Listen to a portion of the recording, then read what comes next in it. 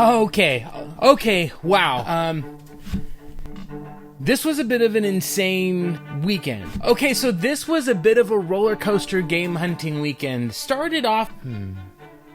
Just wait till you see what I picked up at the very end. I cannot wait to show you what it is. At the very end of this video, you'll get to see, and it's a doozy. Mort! Hey, Mort! Mort! Mort! Mort! Hey, Mort! Go, Mort! Good morning, everyone. I'm here at the swap meet. I'm excited to see what's going to be found. I'm also going to be joined in a little bit by a special guest, probably someone that you know as well. I'll give you a little clue, though, who it is. See you in a minute. I'm so glad you're here. Don't forget to do all the things that you do at a new YouTube.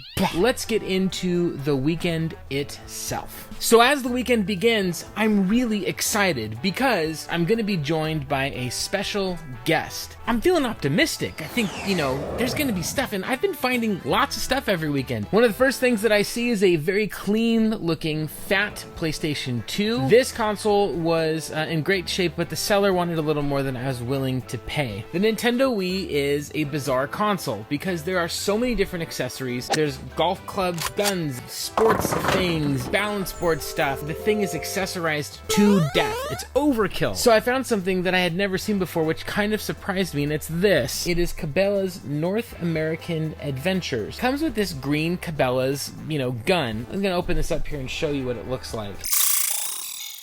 And it comes with this green gun here, which here's a piece. I'm not going to take this out and mess it all up. It's not wanting to participate. I'm going to let it just stay. It's a little shy. You put your Wii remote here so you get aim, and then here this attaches and you attach the nunchuck into it as well. When I did a search on eBay, I really didn't see any of this particular box, this particular peripheral anywhere. The seller wanted $20 for it, a little more than I wanted to pay, so I offered $15. She was agreeable. As I started to walk away, she goes, I'll do $15, so really grateful. Have you ever played a Cabela's game? I never have.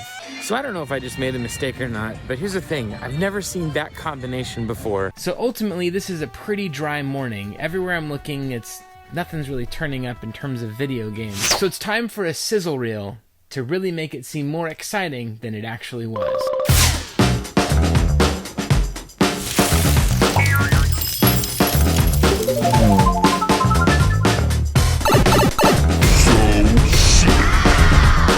This game's interesting. It's called Amazing Island. If I'm not mistaken, it's kind of a Pokemon type of a game for the Nintendo GameCube that Sega got in on. I would like to try this game and see if it's any fun, but it's not in the case.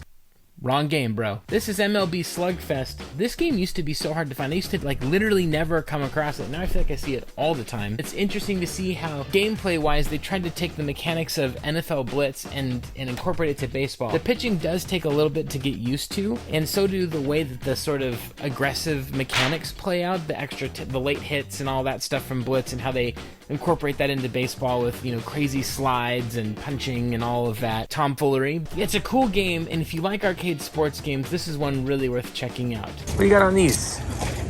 DVD and game. Just $6, so 8 for both. 8 for both? Yeah. You got it.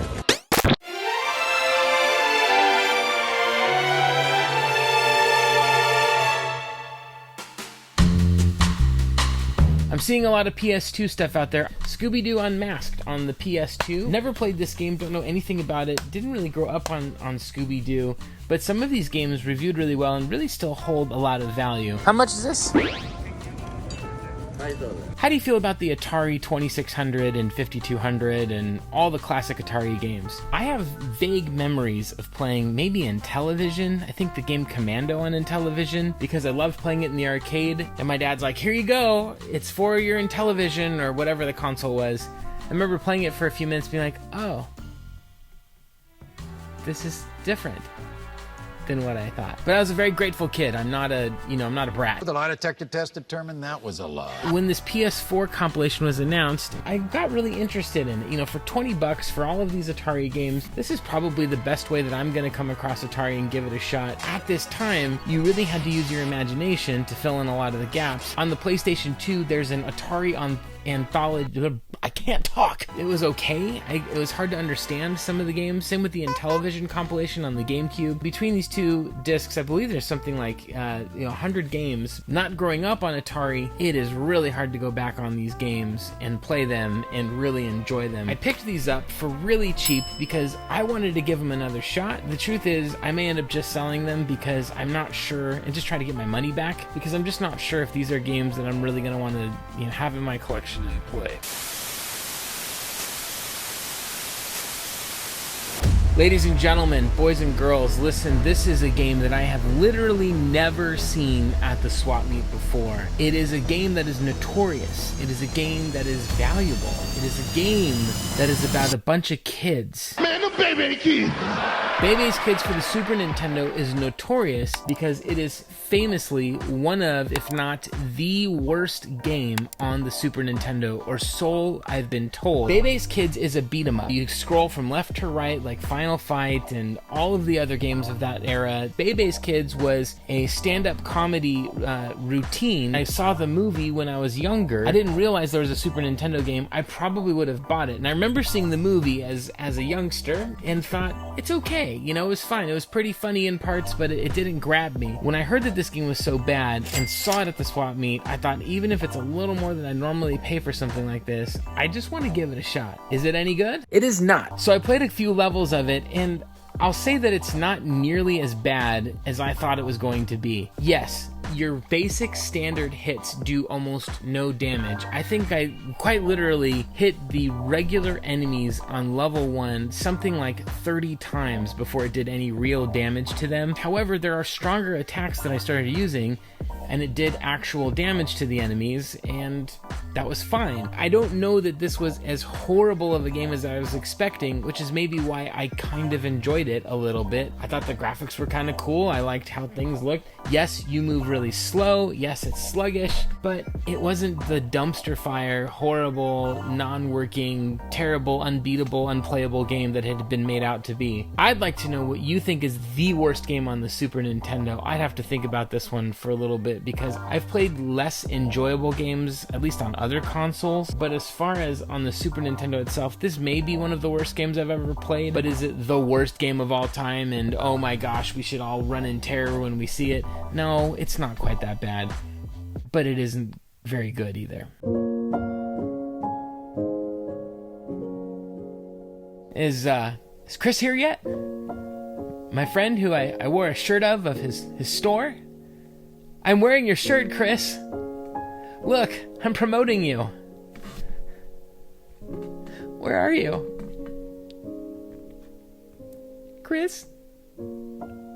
Buddy? I miss your face, but I miss your hair most of all. Where's my mini bun? I'm sorry! I'm sorry, Wilson! Wilson, I'm sorry! I'm sorry! Wilson! I can't! Wilson!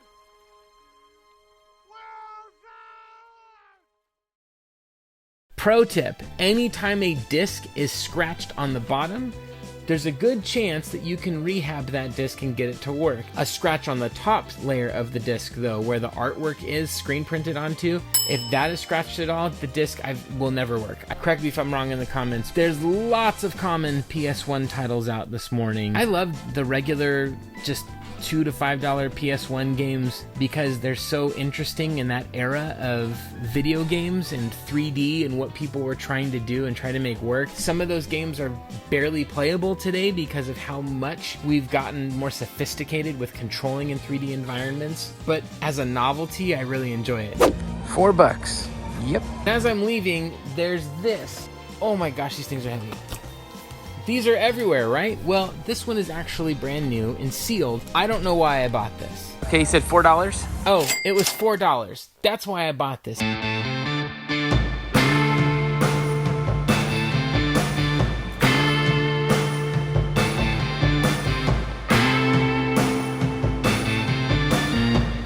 Well, that's it.